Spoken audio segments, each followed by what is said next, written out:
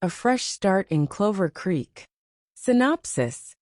After losing her longtime girlfriend and her beloved job with customs, Agent Claire Ashton is forced to start afresh. Taking up cases on the road, she's directed to the small, sleepy town of Clover Creek. There, she is determined to crack open a case about a suspicious ring trafficking counterfeit goods. An investigation that leads her straight into the orbit of Sheriff Jamie Hart, a confident and driven officer, known for her dedication to keeping the peace in her town. Sheriff Hart has her hands full investigating a wave of recent incidents, but when Claire shows up in town, their paths inevitably cross. When Claire attempts to use what turns out to be a counterfeit bill at a local cafe, Jamie intervenes and sparks fly, professionally and otherwise. Though initially wary of each other's intentions, Claire and Jamie quickly realize that their cases may be connected. But as they begin to untangle the local counterfeit ring, Claire finds herself increasingly drawn to Jamie's no-nonsense determination, and Jamie finds herself admiring Claire's tenacity and intelligence. Story. Agent Claire Ashton navigated her way through the bustling little downtown of Clover Creek, the town bathed in the warm hues of late afternoon sun. Her investigation was at a tipping point, and she had little time to waste if she was going to identify and break up the counterfeit ring, suspected to be operating out of the region.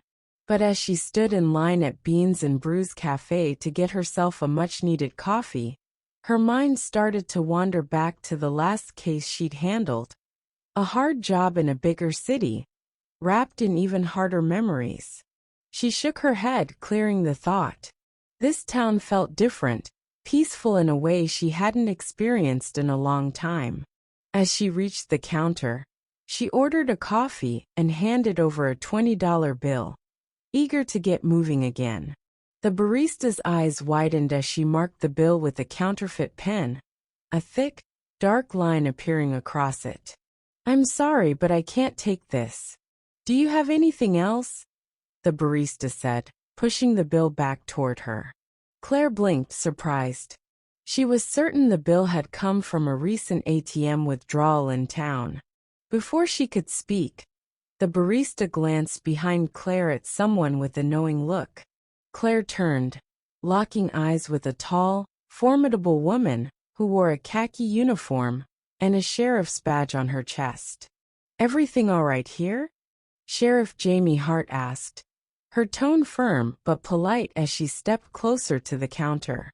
Claire sighed, frustration and curiosity mingling as she looked at Jamie. She explained how the bill came from a local ATM, and that she wasn't looking for trouble. She just wanted her coffee. Jamie raised an eyebrow, seeming both intrigued and skeptical. "That's strange, considering we've had a few reports of fake currency recently. How about we step outside and talk? Might save you a bit of hassle," she suggested, her tone authoritative but friendly. Claire felt a pang of irritation mixed with a begrudging respect. Jamie was clearly no nonsense, and there was a steady confidence in her voice that spoke of experience and dedication to the job. Claire followed Jamie outside, where they walked to a nearby bench shaded by an old oak tree. "Look, Sheriff Hart," Claire said, pulling out her badge and holding it up. "I'm a customs agent, here on an investigation. My boss believes there's a counterfeit ring using Clover Creek as a waypoint. So yes, I'm carrying, and yes, I've been working on this case. I just didn't expect to run into the local law this quickly." Jamie's expression softened just slightly, and she took a seat on the bench across from Claire. "Well, that certainly changes things," she replied, an appraising look in her eyes. "You know, we've had some issues in town that could be related. It's been quiet here for the most part, but recently, my department's had to deal with a few odd incidents. Break-ins, stolen goods, and now these counterfeit bills popping up. Seems like you might be the one I need to talk to." The two women exchanged information, and over the next few days, they found themselves working together more than either had anticipated. Jamie showed Claire around town, introducing her to some of the town's regulars and filling her in on past cases that might relate to her investigation. Each day they worked side by side, piecing together clues that slowly unraveled the threads of the counterfeit ring. Claire grew to respect Jamie's commitment to the town and the way she commanded respect with a calm, steady demeanor. Jamie, in turn, admired Claire's sharp intuition and keen insight, which brought fresh perspectives to her investigations.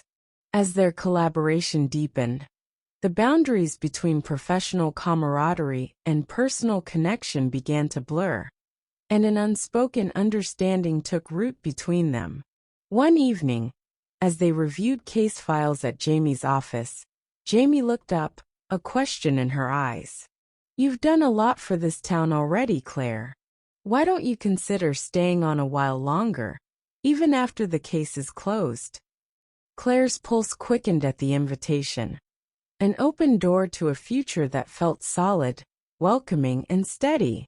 She hadn't considered settling anywhere since her last transfer, but Clover Creek, and especially Jamie's presence, had a way of making the thought feel surprisingly possible.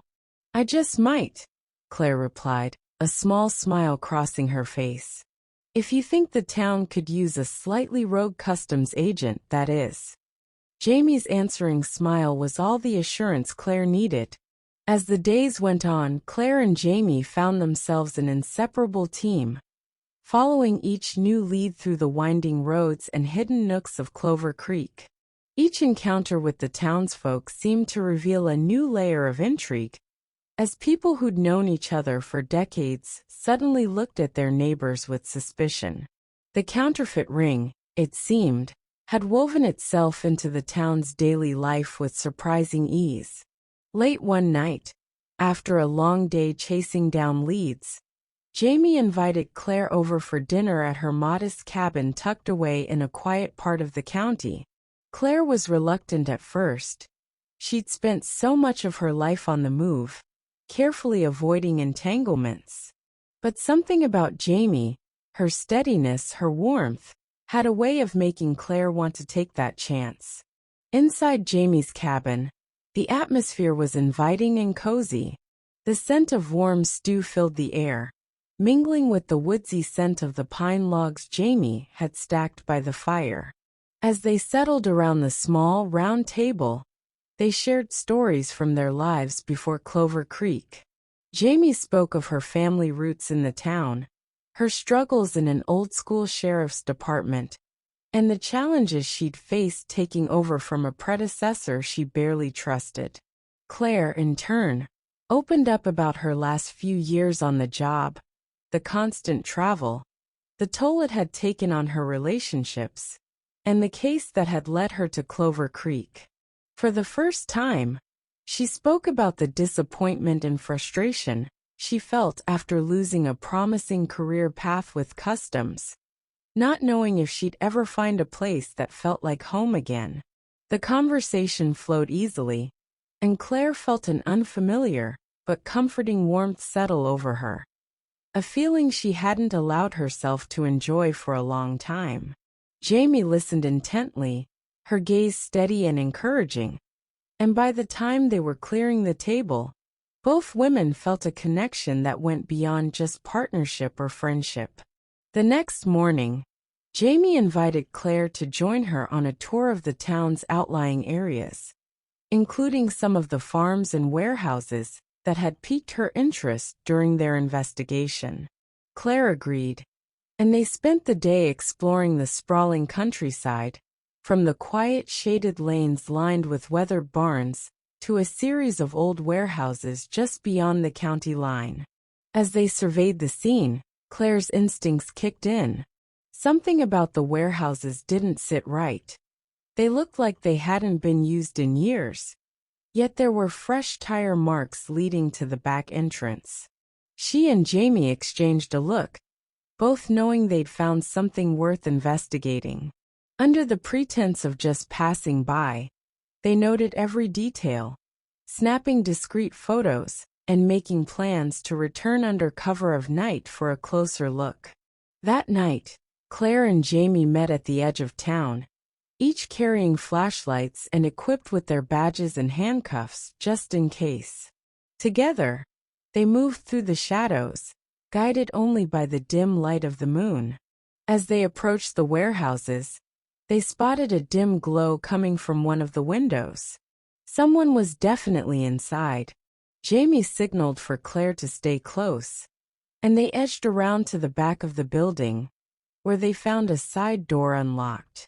Silently, they slipped inside and moved through the dimly lit hallways until they reached the room where the light was coming from.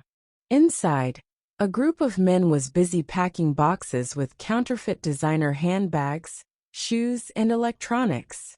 A small assembly line was in place, with one man running a printer churning out fake brand labels.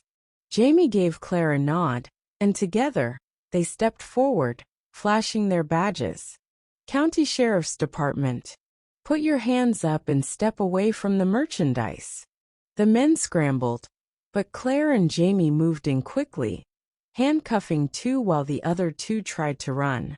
Claire managed to catch one, and Jamie took down the last with an efficient tackle, pinning him to the ground until backup arrived. When the dust settled and the counterfeiters were loaded into patrol cars, Jamie turned to Claire, grinning, her face flushed with victory. Looks like we make a good team. Claire returned the smile, nodding. I'd say so.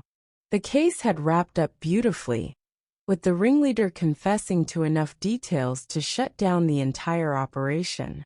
As the town buzzed with the news of the bust, Claire began to see Clover Creek differently, not just as another stop on the road, but as a place she could see herself settling down. Later that evening, as they walked down Clover Creek's main street, Jamie looked over at Claire.